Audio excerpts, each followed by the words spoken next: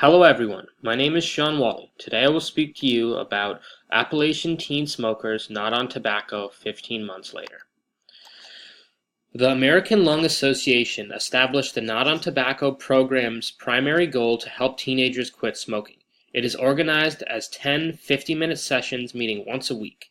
It is comprised of same-sex groups led by same-sex facilitator of 4 to 12 teenagers during school hours at school.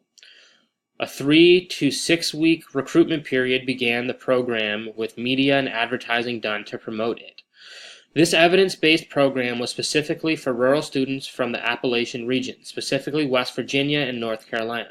Most of the students were 16 years old, white female, had smoked for 5 years, had an average daily habit of half a pack on weekdays and a whole pack daily on weekends, and were addicted to nicotine as tested by Fagerstrom Tolerance Questionnaire. Although the program felt it was successful, it only had an 11 to 22% quit rate. It was determined that the NOT program was more successful in urban areas rather than rural areas. The evidence-based program indicated a need to make the program more relevant for rural youths despite having used teen-friendly language in peer group discussions. How can the NOT program become more relevant for Appalachian teenagers in a rural area? A school-based program held during school hours that had been advertised got the students interested and made it convenient for them to attend. A small group would allow the students to bond and talk about the class afterwards. This interaction is what social cognitive theory is based on. The program would have to take into consideration that rural teens have very different family circumstances, limited prospects in terms of jobs and continued schooling, and many teen pregnancies. Other than having the program in the school and using small groups and using teen-friendly language, no other specific diverse perspective was mentioned. Talking about issues relevant to these teens would be helpful. As an example, might be that of teaching that smoking is detrimental for an unborn baby and children. The program is intended to reduce the number of adolescents from starting to smoke and to help those who have started to quit. Adult smoking leads to many health problems, morbidity, and mortality. Does the problem consider social context variables of specific regional demographics and their targeted teen audience perspective?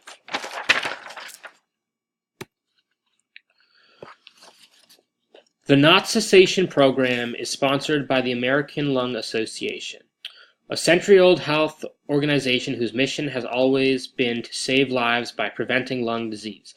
The association has a history of providing education, advocacy, and research. The American Lung Association is a public health organization funded by contributions from individual donors, corporations, foundations, and government agency grants. This organization is considered the best of the best, affiliated with the best lung cancer research studies, the National Institute of Health, and many different professional, educational, and advocacy organizations. Scientists, researchers, doctors, nurses, physical therapists, educators, public relations specialists, media and advertising professionals, psychologists, consultants, journalists, economists, and public health workers, all working in some capacity to uphold their mission of being able to breathe and be healthy.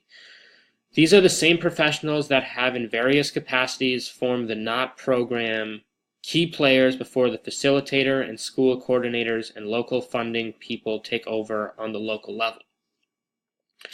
Since the 1960s, there has been a huge political battle between the tobacco industry and tobacco control experts. For the tobacco industry, there are billions of dollars at stake globally, and for the tobacco control experts, there are billions of lives at stake. According to our text, Global Health, Diseases, Programs, Systems, and Policies, the federal government's attempts for smoking cessation, for the most part, has been unsuccessful despite putting taxes on tobacco, age limits, educational programs, and advertising campaigns to quit smoking. The tobacco industry favored anti-smoking policies such as education at schools because, for the most part, they were ineffective. Government programs established to prevent and treat chronic disease have been generally quite low. The World Health Organization has identified and addressed the global burden of chronic diseases, naming tobacco use as a serious detriment to wellness. The donor agencies and NGOs has focused on specific problems but has yet to develop a comprehensive prevention plan for tobacco cessation. The tobacco industry companies, all clearly from the private sector, has globally spent a fortune to advertise that smoking is not dangerous. The various agencies are often at odds with different agendas, thus the key players begin with the mission concept of the consensus that smoking is unhealthy as prescribed by researchers and healthcare professionals. The problem with the NOT program for Appalachian teens is that the program was designed for urban youth with a different set of demographics. The funding for this specific program was funded through the West Virginia University Prevention Research Center from a cooperative agreement with the Centers for Disease Control and Prevention. The opportunity to use an established program seemed worthwhile. It even had a government seal of approval, but it turned out that there was not enough specific research done on the demographics of rural teens in this area. The original program promised a 21% quit rate, but in reality, facilitators were poorly trained and attendance was less than stellar because understanding these teens' concerns and needs were not factored in. Unfortunately, this data only supports why the tobacco industry supports in-school anti-smoking programs. They don't work.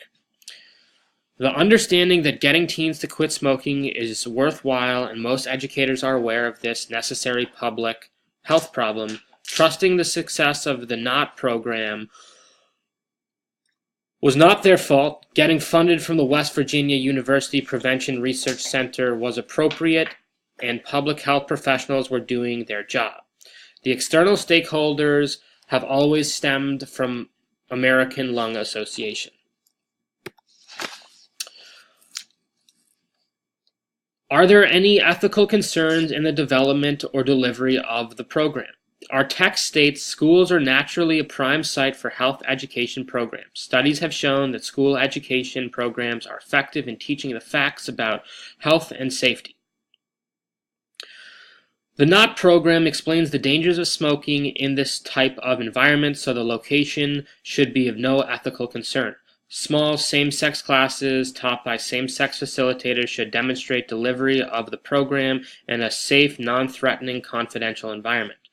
The focus of the program is to help adolescents quit smoking, to end nicotine addiction, and teach alternative coping strategies. All objectives have integrity and are not intended to harm anyone, but rather to promote the mission of preventing disease. The American Lung Association created this program as a trans-theoretical model hoping to effect a change in teen smoking habits. It is of concern that there was steps taken to make the program relevant to teens, apparently more relevant and effective with urban teens. However, the need for more research to adequately connect with rural teens indicate that in the development of the program, it specifically lacked being culturally sensitive to the specific demographics of Appalachian teens. Could there be opponents to the program? Who and why? The tobacco companies would oppose these programs. In fact, they have the ability to persuade 2 million people to take up the habit each year to balance the number of smokers who die or quit. Cigarette advertising and promotional expenditures amounted to $9.2 billion in 2012. Because the teen years are a critical period for smoking initiation, tobacco companies have targeted their advertising toward children and young people. What social, economic, and political factors contributed to the need for the program? All states have laws prohibiting the sale of tobacco to minors, yet the media often portrays smoking as being cool. There are many social pressures influencing teens to begin smoking. Even young women have been led to believe that smoking will help them lose weight. It is very difficult to compete with the influences of a teen's social group. The government has put taxes on tobacco, hoping to make cigarette smoking too expensive, and the Surgeon General has posted that smoking is hazardous to one's health on every single pack of cigarettes. Despite these efforts, teens still begin smoking, thus the need for the program is necessary. How did these factors affect the way the program was developed and/or marketed? The program's intention is to educate small groups of teens to fully understand the dangers of smoking and offer assistance in helping them to quit. In order for the NOT program to be most effective, there are some essential community buy-in strategies that should be in place. Unhealthy behaviors may be maintained and reinforced by aspects of the social environment that are beyond the individual's control. It may be more appropriate for public health intervention programs to focus on these social aspects, or at least consider them in designing programs aimed at promoting healthy behavior. In order for the program to have been more successful, it needed to pay far more regard to the environment that Appalachian teens lived in. By examining the social environment, far more realistic expectations could have been reached.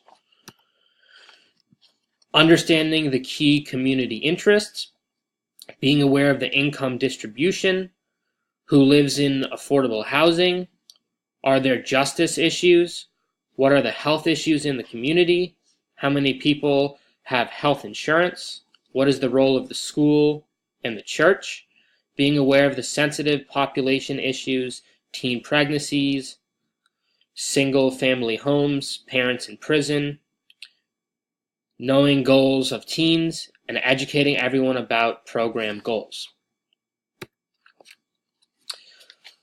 Constituent involvement, creating a vision to involve teens themselves. Through the involvement of the community and understanding their social environment, suggestions to stop smoking could be made to be specifically more relevant to this community. By being more relevant to the specific demographics of these teens, this smoking cessation program could potentially be permanent and have a positive long-term impact on each teen and the community as a whole.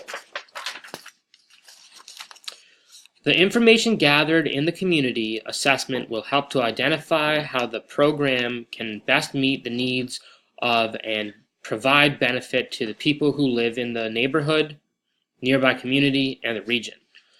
The awareness of what each community is all about will be the best way to create a successful program that will promote a better quality of life.